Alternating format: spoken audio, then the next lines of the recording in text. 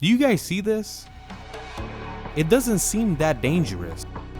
It's like a giant BB gun that's located inside a core. When you look at this ball, the last place your mind visits is that this thing is extremely dangerous and it will kill you in the most painful way possible.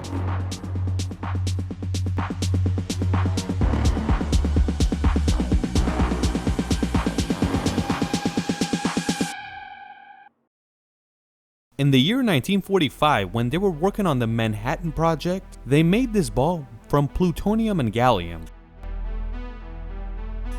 The Manhattan Project was the secret project that they were building the atomic bomb, and we have a video on that actually. They thought this ball was not dangerous whatsoever, because this harmless looking sphere turned out to be so evil that they nicknamed it the Demon Core.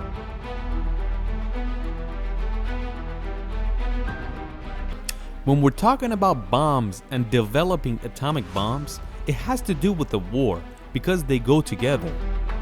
When this is all taking place, we're in World War II and the world is at war. The Manhattan Project is successful and the atomic bomb is finished, and they dropped 2 on Japan, and the plan was to finish the war, but the US was building the 3rd bomb already, and this core was built for that bomb. This was planned. If Japan does not surrender, they will drop the 3rd atomic bomb. On the 15th of August 1945, the Japanese raised the white flag and surrendered to the US, and we didn't need the 3rd atomic bomb anymore. The 2nd bomb that was dropped on Japan was called Fat Man. In Fat Man, there was a similar core inside it, and it was built with plutonium and gallium. Half of it was plutonium, the other half was gallium, and there was a washer or spacer in between. But when you look at it, you don't see a difference, and there is no crack in between them. The reason that it looks one piece is that they were pressed together, so it's one piece. This piece is extremely sensitive and you cannot make any mistakes when you're around it. There is something in nuclear engineering called the fissile rule, and the definition is a material capable of sustaining nuclear fission chain reaction. And that means fissile material can sustain a chain reaction with neutrons of thermal energy. And that's why it means there is no room for error with this core, and you could cause a disaster with the smallest mistake.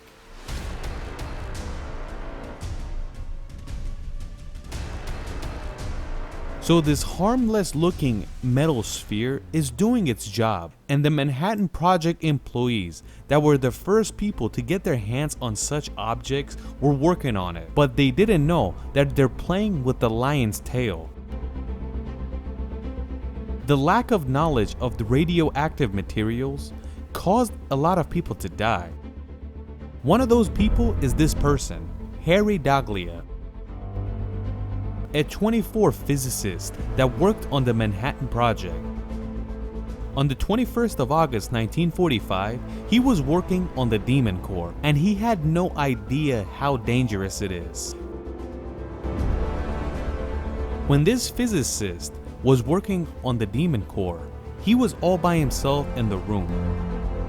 He accidentally drops a piece of heavy tungsten carbide onto the core. The force that hits the core causes it to go supercritical. If Harry knew what happened or didn't know what happened, it didn't make a difference. With his hands that didn't have any gloves, he took the tungsten carbide off and didn't think any of it. But unfortunately, Harry was going through radioactive poisoning. Someone that experiences radiation poisoning, you could say they most likely will die soon.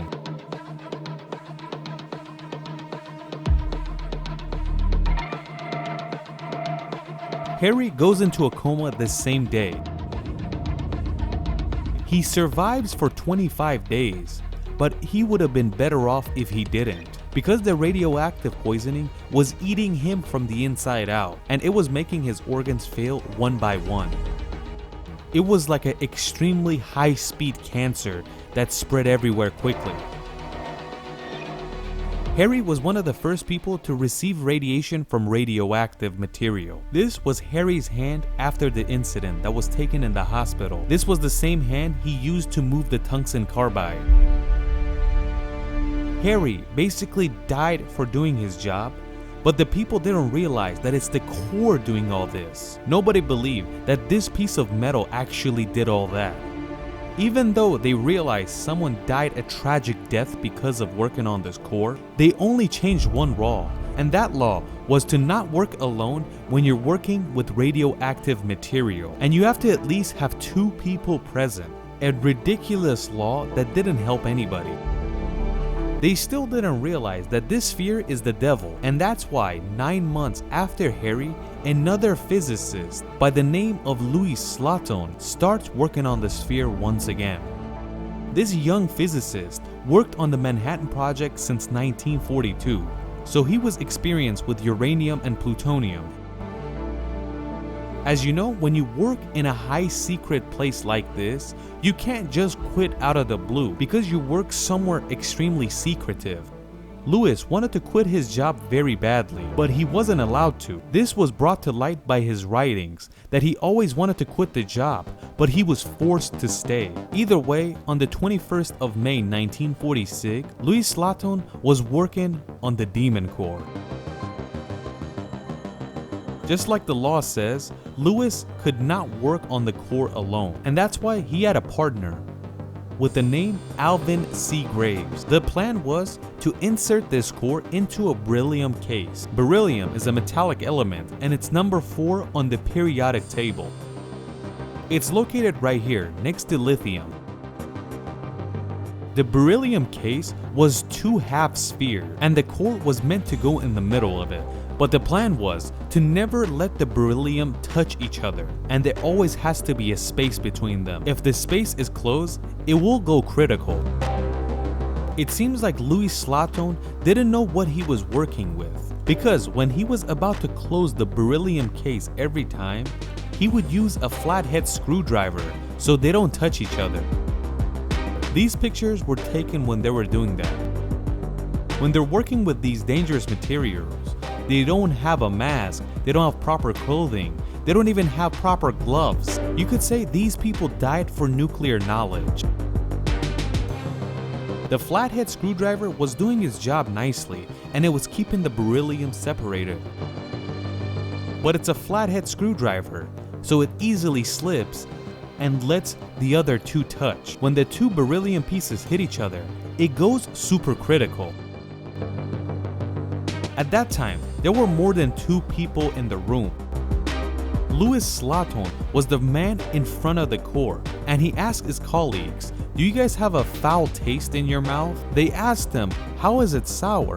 He said, "Not only is it sour, but I feel like I'm burning from the inside."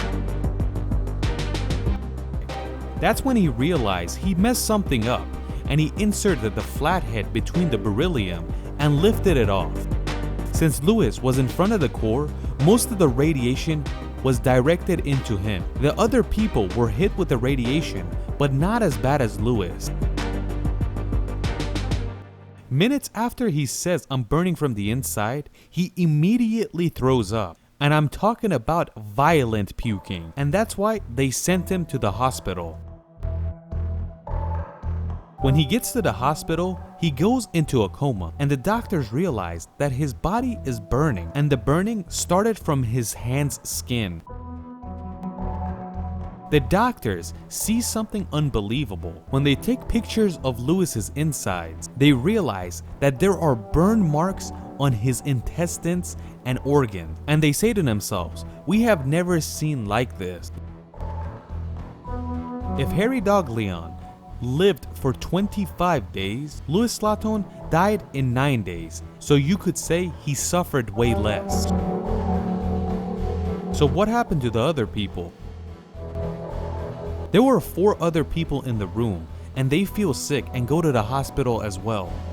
When the doctor examined them, they realized that they probably suffered brain damage, And next to the brain issue, they realized that their vision was getting weaker and weaker. They realized since Louis Slotin was in front of the radiation, his entire body was destroyed, and the people that were farther away had their brains affected and their vision. The people that were in the room didn't survive for a long time. After they suffered these damages, different types of cancer paid them a visit, especially leukemia. Unfortunately, none of those physicists saw the age of 50, and when they were alive, they were not having a good time.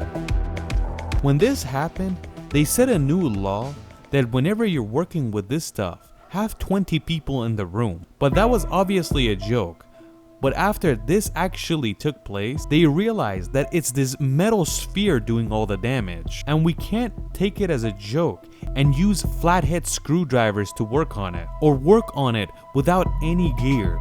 These young physicists put their life on the line and worked on this demon core so people realize how dangerous it is.